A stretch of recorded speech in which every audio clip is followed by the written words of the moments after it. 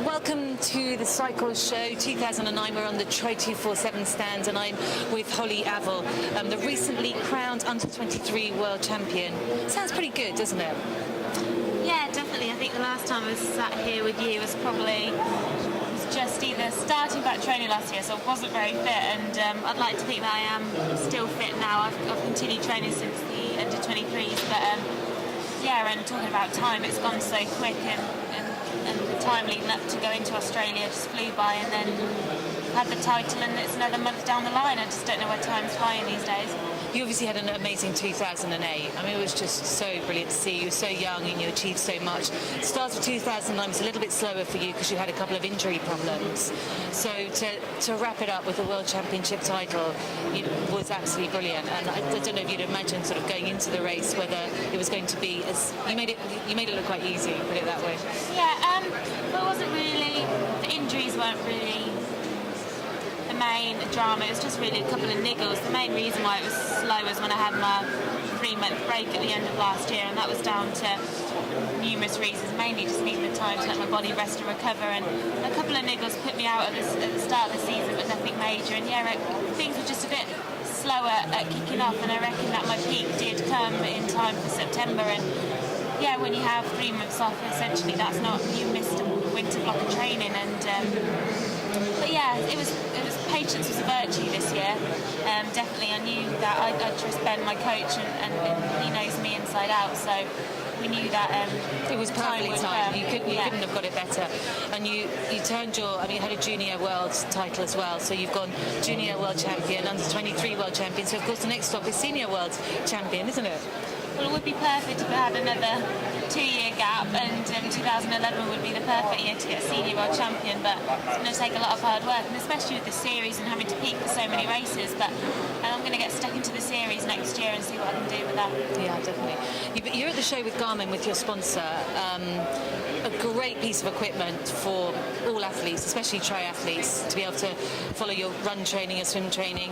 What do you think is the most important information that your Garmin gives you when you're out training? Yeah, I think it's fantastic. I use the new Forerunner quite a lot. You can have it out on the bike for speeds, but you can also link it up for power as well. And I have the edge on my bike for the power, and that's important, especially when back when I lived at home with mum and dad, I had to do a lot of rides on my own, and just to be able to measure your power, if you're in the right zones, or if you're riding too easy or too hard, and then specific training sessions set around power, and that's really important too. And as well on running, I do a lot of build runs, and I like to build up the speed, so I'm always checking my watch up what time my lap was and what current speed, and I was just saying I was aqua jogging in the pool today. I do that alongside running as well, and it's great because the new Forerunner is waterproof, so I could use it just as a stopwatch in the pool when I was aqua jogging, and again for the open water, if you want to measure your distance, you can use it in the swim like that. So what does a typical day look like for you training wise? With your Garmin, obviously. With my Garmin. Getting up in the morning, maybe if I do a little jog over to swimming, or if I've got my pre-morning kind of wake-up jog, I'll wear it then, just so I've got my 20 minutes. And I always like to keep a tally of my distance, so I'll know how many kilometres I've run in the morning, and if I've done a few efforts, kind of what speed I've got to. The watch will come off for uni and lectures. And then maybe back on if I'm out on the bike, I'll have it on again, and I'll definitely have my edge on the bike. And then if I do a run off the bike, it's great, especially with the multi-sport function on the new Forerunner means you can do grip sessions and get all the data too. So yeah, I have it on as much as possible, and I always upload the data onto Training Peaks, and Ben can look at the data, my coach, and I can look at it, and it's just great to have it all installed and watch. So we're at the end of 2009. Time really flies, doesn't it? Because it's incredible to think that a year's gone since Beijing.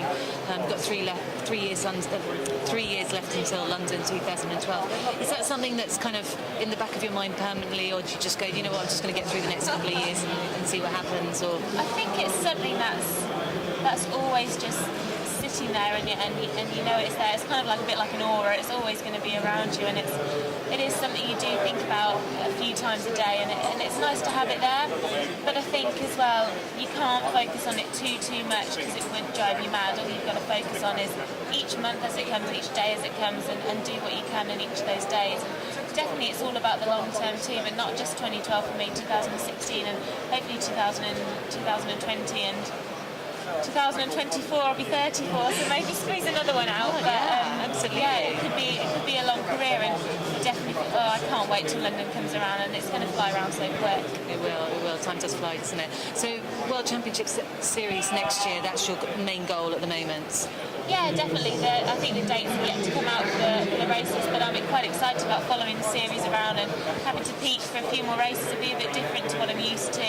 And then the European Championships in Athlone in Ireland. My mum's Irish, so it'll be nice to.